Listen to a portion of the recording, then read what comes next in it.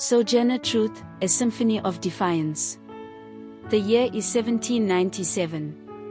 The air hangs thick and humid over the sprawling fields of Ulster County, New York, a land both blessed by nature's bounty and stained by the cruel institution of slavery. It is here, amidst the rhythmic drone of cicadas and the backbreaking labor under a relentless sun, that Isabella Baumfree enters the world. Not as a cherished child welcomed into a loving embrace, but as chattel, a living piece of property belonging to Colonel Johannes Hardenberg. Her earliest memories are not of lullabies and gentle caresses, but of the coarse feel of rough-spun fabric against her infant skin, the worried glances exchanged between her parents, James and Elizabeth, themselves bound by the same oppressive chains. The Hardenberg estate, a microcosm of the burgeoning nation's hypocrisy, becomes Isabella's first stage, a theater of human degradation where the seeds of her unyielding spirit are sown in the fertile ground of injustice. The Dutch language, the tongue of her enslavers, becomes her first lexicon, a constant reminder of her subjugated status. Her young eyes witness the casual brutality, the arbitrary separations of families, the gnawing hunger that claws at the belly. She observes her parents, their backs bent not just from physical toil but from the weight of their stolen humanity.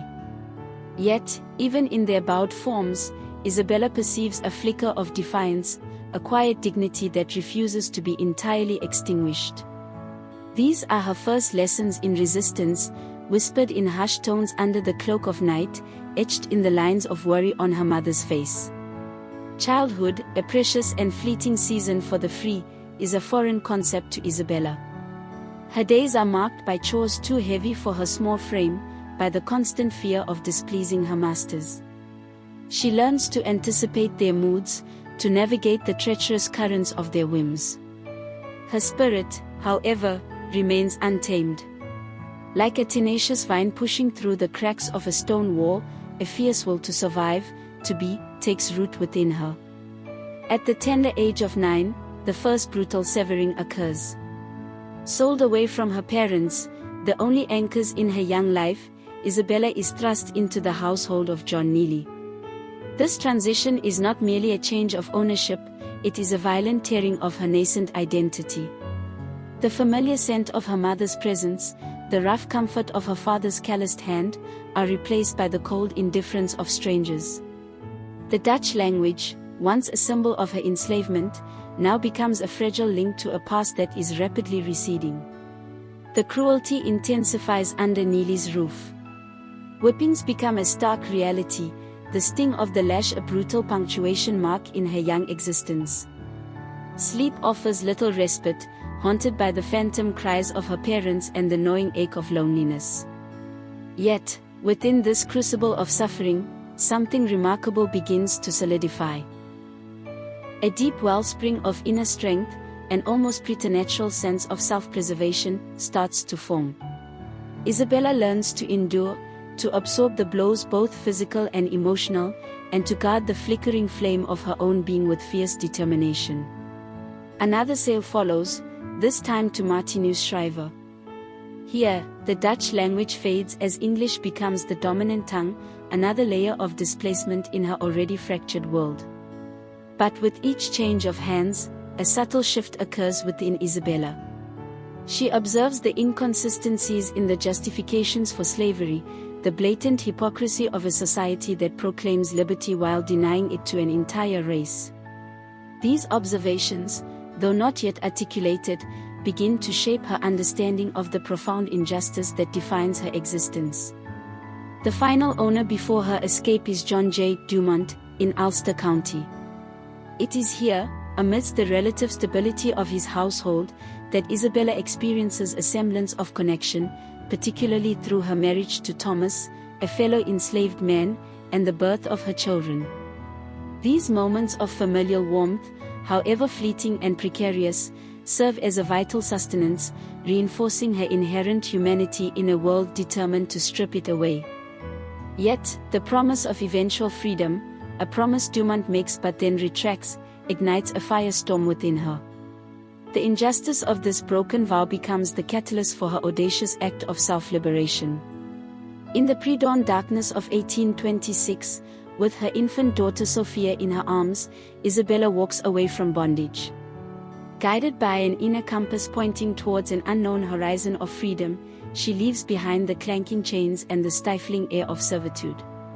Her escape is not a flight of blind desperation but an act of profound courage and calculated risk.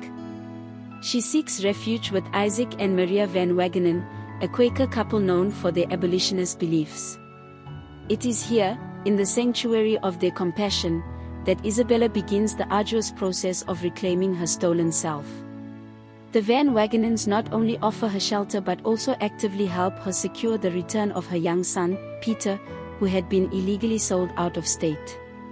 This victory, a testament to her burgeoning resolve and the kindness of allies, marks a crucial turning point in her journey. It is during this period of transition and spiritual awakening that Isabella Baumfree undergoes a profound metamorphosis. Guided by a deep and abiding faith, she believes herself called to a higher purpose. The shackles of her past, both literal and metaphorical, begin to fall away as she embraces a new identity, a name that reflects her divinely inspired mission. In 1843, she becomes Sojourner Truth, a name that embodies her commitment to travel the land, bearing witness to the truth of her experiences and advocating for justice.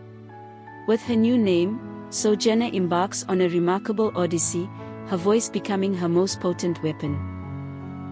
Untrained in the art of rhetoric, yet imbued with an innate eloquence and a commanding presence, she captivates audiences with the raw power of her personal narrative and the unwavering conviction of her beliefs. Her speeches are not polished pronouncements but impassioned outpourings from a soul that has been seared by injustice and yet remains fiercely resilient. She speaks with equal fervor against the barbarity of slavery and the societal subjugation of women. In a world that seeks to compartmentalize these struggles, Sojourner Truth instinctively understands their interconnectedness. As a Black woman, she embodies the intersection of these oppressions, her very being a living testament to the multifaceted nature of inequality. Her most famous address, delivered extemporaneously at the 1851 Women's Rights Convention in Akron, Ohio, becomes a landmark moment in the fight for both racial and gender equality.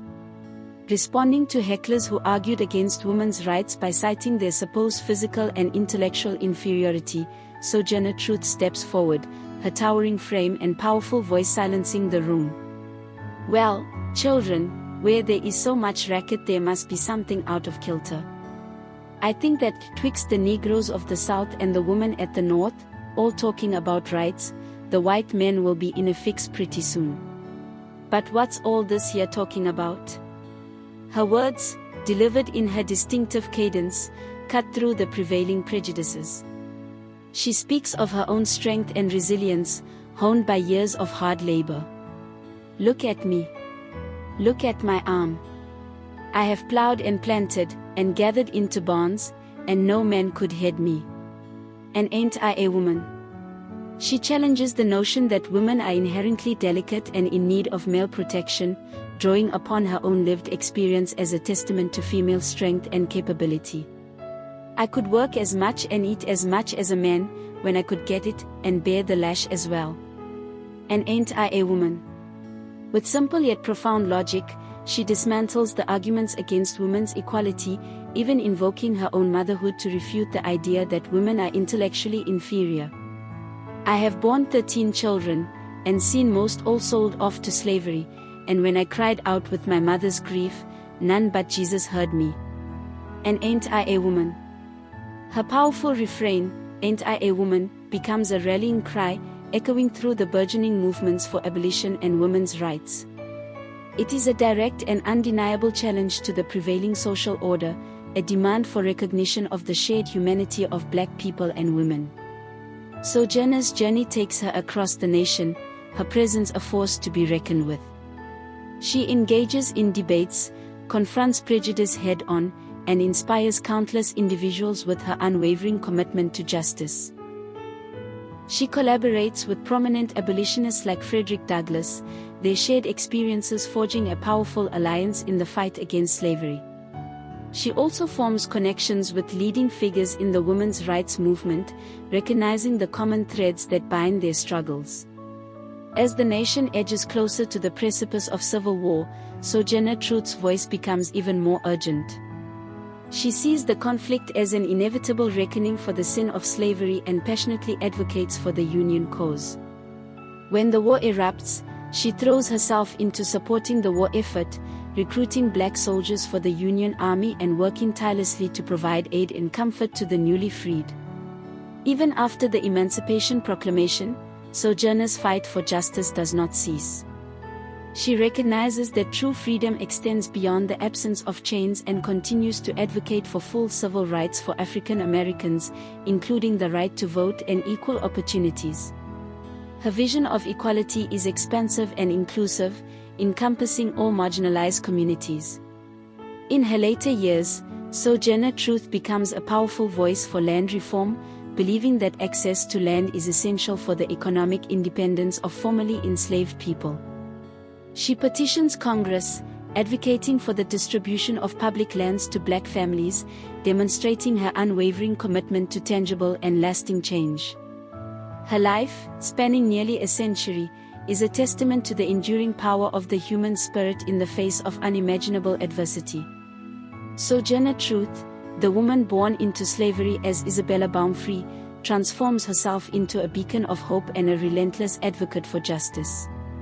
Her voice, once silenced by the chains of oppression, rises to become a thunderous roar against inequality.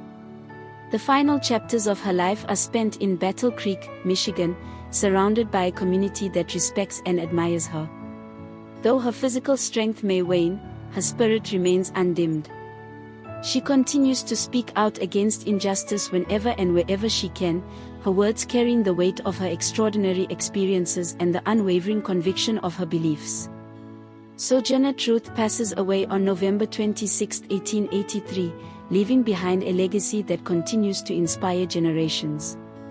Her life is not merely a story of survival, it is a powerful narrative of transformation, resilience, and the unwavering pursuit of a more just and equitable world.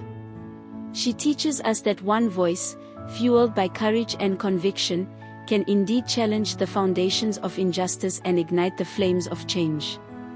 The echoes of her powerful pronouncements, particularly the enduring question, "Ain't I a woman?" continue to resonate today, reminding us of the ongoing struggle for true equality and the importance of recognizing the inherent dignity and humanity of all. Sojourner Truth's life stands as a potent reminder that the journey towards justice is indeed unfinished, and that each generation is called to carry the torch forward, illuminating the path towards a future where freedom and equality are not just ideals but lived realities for all. Her unyielding spirit serves as an eternal call to action, urging us to stand firm in our convictions, to raise our voices against injustice, and to embrace the fullness of our identities as we continue the relentless pursuit of a world where all can truly thrive.